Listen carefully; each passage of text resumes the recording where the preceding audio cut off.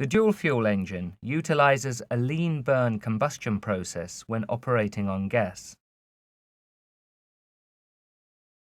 Here, the gas is mixed with air before the intake valves during the air intake period.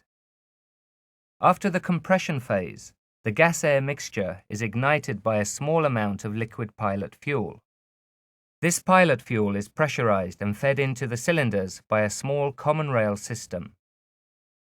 Combustion is fast, and after the working phase, the exhaust gas valves open and the cylinder is emptied of exhaust gases.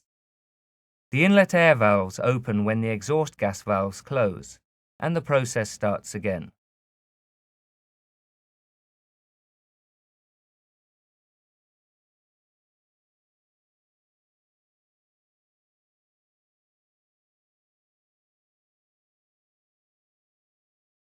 The dual-fuel engine is also equipped with a backup fuel system. This is a normal diesel process with camshaft-operated liquid fuel pumps. The pumps run in parallel with the process and work as a standby. Gas and pilot injection is not in use during liquid fuel operation. The liquid fuel operation process is the same as the conventional diesel process.